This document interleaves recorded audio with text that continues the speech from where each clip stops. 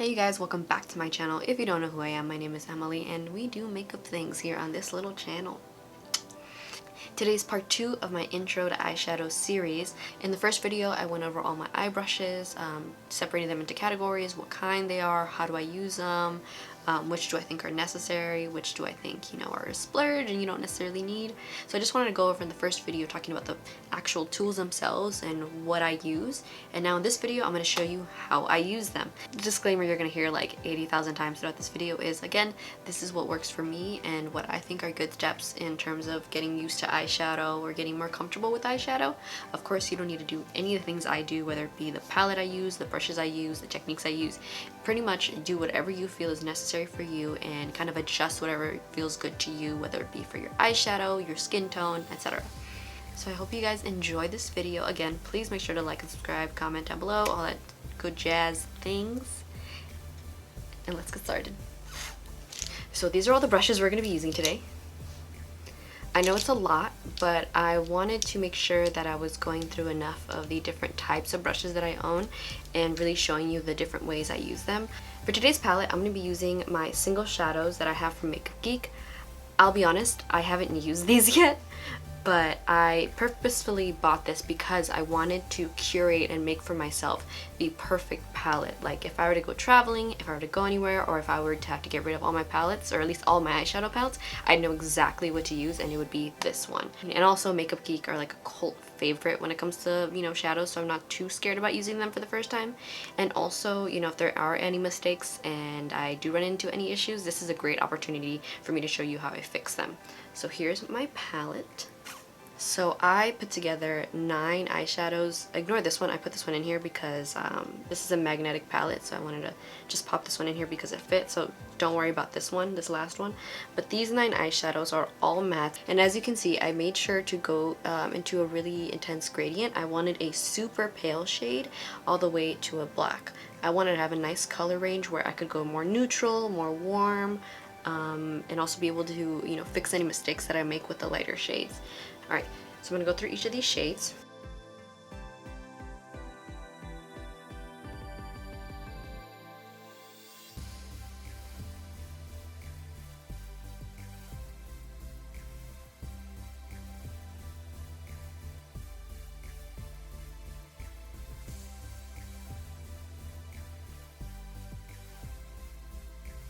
So as I go through this palette and how I use it on my eyes, I'll kind of explain the purpose of that shade.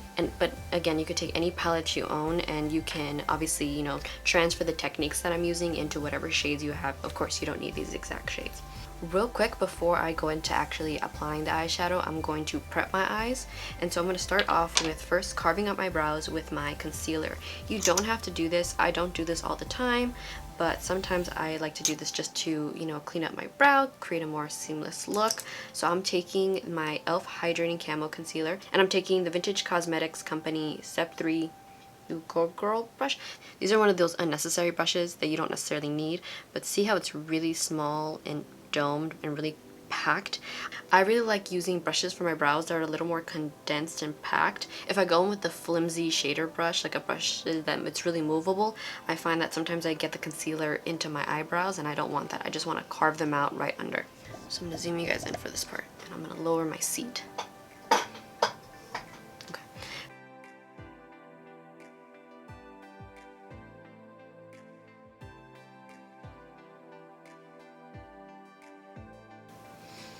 Take my finger, you can take your finger and kind of like diffuse it. That's what I like to do real quick, is just take my finger to blend that out. You can kind of just see the difference. It just helps lift the brow just a little bit. Alright, so I just finished my other eyebrow off camera. Again, an unnecessary step, but I think it'll help make your eyeshadow look super clean when you have a really clean under eye. So next I'm going to go in with an eye primer. You can definitely go in with your concealer and set that as a base for your eyeshadow. However, concealer is really emollient, there's a lot of moisture there, and if you have super oily eyelids, you might get a lot of creasing, and even if you set it with a powder, again, there's a lot of layers that you're adding up on top of each other, and your lids, you're constantly opening and closing them. There's a lot of folding there, and so it's easier to kind of just go in with a lighter, softer base, base that you're not gonna have too many issues with. So that's why I like going in with the e.l.f. Putty Eye Primer. They have different shades, super affordable, and it's a really dry kind of formula. And what I'm going to do is I'm going to take the Sephora Collection Concealer brush. I showed this brush in my previous video. So what I'm going to do is I'm just going to get some of that on the brush. And then I'm going to zoom you guys in.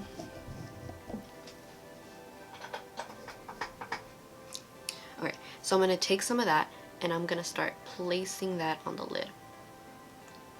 I do have like a little bit of foundation concealer from earlier on my lid, but it's no big deal.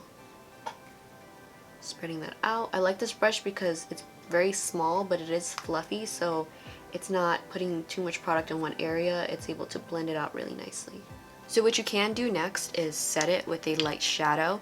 I would highly recommend doing this if you aren't so used to shadows. I mean, with this primer it's pretty dry, so you don't need to, but I am going to show you for the purposes of today. So I'm going to take this brush. This is the BoxyCharm Blend Beauty L34 brush. It's one of the brushes I showed in the previous video. Big, fluffy. It's not going to be too dense or pack too much color in one area. So I'm going to go in with this shade. I forgot all the names of these, so I'm just going to first, I'm going to go into this shade Banana Split. It's the second lightest shade that I have. I'm going to tap my brush. Oh, these have a lot of kickback. I'm going to tap off the excess, and I'm just going to lightly place that all over the lid. Again, I wouldn't normally do this, but just for you know, the demo, I want to show you guys what you can do to kind of make this process easier. You can also go in with like a powder foundation or even your loose setting powder, something that won't drastically change the color of your lids. So now I'm going to go in with another fluffy brush. This is a Wet n Wild blending brush. Again, super cheap. Love these brushes. I'm going to go in with that shade Peach Smoothie. It's a very light tone, but it's going to give a little bit of color in the crease. And I'm just... Oops. I should probably zoom you guys in. Okay. So I'm going to take that shade, tap off the excess, and then just start blending that out into the crease. And as you can already see, it's giving my crease a little bit of color, something really light. A great option is going in with your powdered bronzer. Your powdered bronzer, although a deeper shade, is not super pigmented, so that's another great option to kind of start building shadow in the crease. Alright, so as you can see, I am doing circular motions into my crease, a little bit on the lid, on the inside, everywhere. I'm not being too particular with this shade because it's not super deep. So next, I'm going to go in with this Luxie 229 tapered blending brush. It's a little bit smaller than the original blending brush that we went in with, as you can see. So I'm going to go with a slightly deeper shade and really concentrate that shade in the crease. So next, I'm going to take this orangey warm tone brownish shadow in the shade Chikadee, and I'm going to start building that into the crease. So I'm going to take a little bit on my brush, tap off the excess, and I'm going to start in my crease. And unlike the previous shade, I'm going to swipe back and forth with this one. Oh. Whoopsies, I forgot to zoom you guys in. Again, see? Slowly building that color, back and forth. You can start to kind of do the little circular motions to kind of blow that out.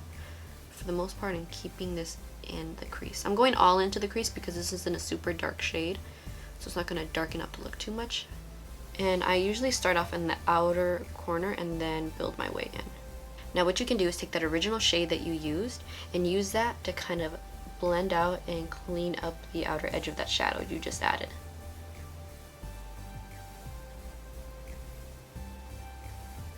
And let's say you made a major mess up. Let's say you put too much of that deeper shade into the outer corner, went in too high. What you can do to kind of help the situation, it won't fix it, is you can take that original shade that you went in with to set your lid, and you can kind of blend it out at the top, and it'll help soften it up because you are going with a lighter shadow, but it is the shadow you use to set your lid, so it's not going to alter the color too much. It's just going to help dye it down. I'm just going to stay zoomed in because it just makes it easier. Okay, what am I going to do next? Okay, so next I'm going to take this Crown Crease Blending Brush. This is an even smaller brush than the one we just used. The other one still had a little bit of fluff to it.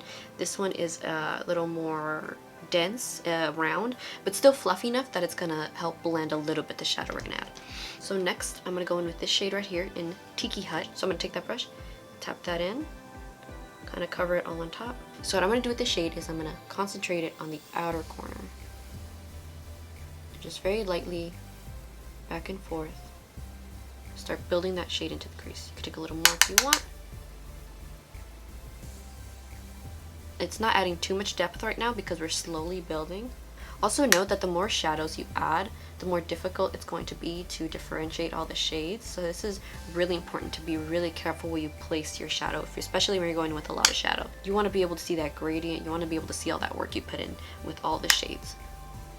I'm just going to keep blending that up, building that up, concentrating that really into that outer corner, and then slowly taking it in to the crease.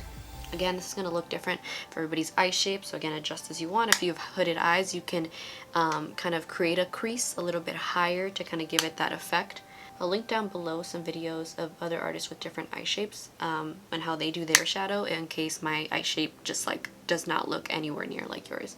So you can see a nice deeper outer corner. Okay, now I'm going to go with the previous brush and I'm going to start blending that out the same way I was blending originally. And then go back one more. Again, you don't have to do this where you have to go in with all the shades you used previously and all the brushes you used previously. I just like doing this to make sure that I am slowly building a really nice seamless look. Okay, so I'm going to go back in with that brush and with that shade Tiki Hut, and I'm going to start stamping it right here in the outer corner. And start bringing it towards the lash line.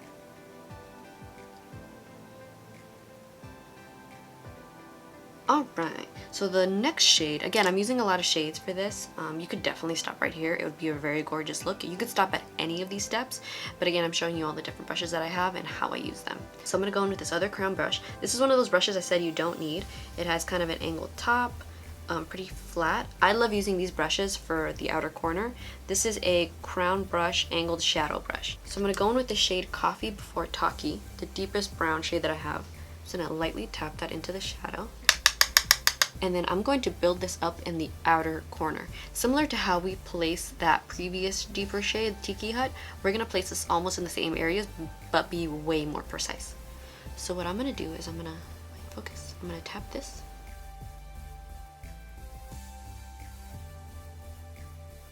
You can also kind of flip the brush around if you want to get into the crease a little bit. Kind of stamp that in. Again, if you guessed it, we're going to go with that previous brush that we were using with the previous shade. So at this point you should have a nice, soft, diffused look. Again, if you happen to make any mistakes, like you brought it out too much and you want to kind of bring it back in, like you brought the shadow too out, again, go in with that first shade that you used, tap that out.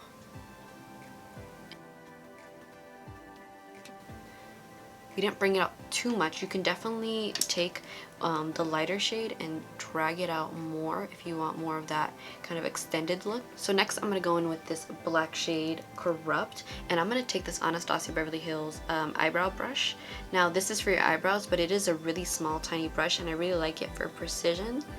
So I'm going to use that to create a this to create a wing with a black shade. So not going with an actual liquid liner, but going with the shadow. I'm going to press my brush into that shadow. I'm going to tap off as much excess as possible. If you have any shadow that falls under your eye, black is going to be the hardest to remove, so be extremely careful with black. You can do your shadow like before you do the rest of your makeup, which is what I usually do, but I want to look good in the camera, so I decided to do my makeup before. But again, be really careful if you're new to shadow and you don't want to ruin the rest of your makeup. I would highly recommend doing your eyeshadow first and then doing the rest of your makeup. But to each their own, whatever you like more. So what I'm going to do is I'm going to take that black shadow and I'm going to start slightly dragging it, but mostly pressing it right onto that lash line. If you're a little unsure of what you're doing, make sure to take a step back and like open your eyes and look forward and see what you would think would complement your eyes the most. Practice a couple of times, see what works. Do one eye one way, do the other eye the other way, and see what you like most. Sometimes comparing the two makes it the easiest for you to see like, oh, this is what I should do for my eye shape, or I like this look a little bit more. And again, I'm going to keep building that shade towards the lash line. I hope that makes sense. I'm going to follow that line. Again, stamping, but pulling out lightly. Becoming more and more delicate as I pull it out. Oh, I pulled it out a lot. Oh well. I'm going to start filling in that little gap.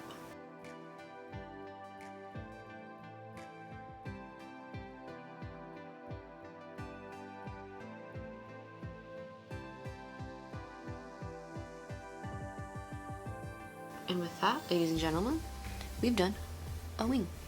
Now what you can do again is go in with that previous shade that we went in, that deepest shade, the coffee shade, and then just start blending that in to that black line.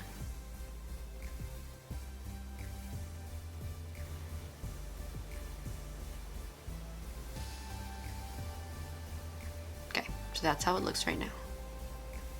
Again, you don't need all these brushes. You can use one brush for like 3-4 different shades on your lid.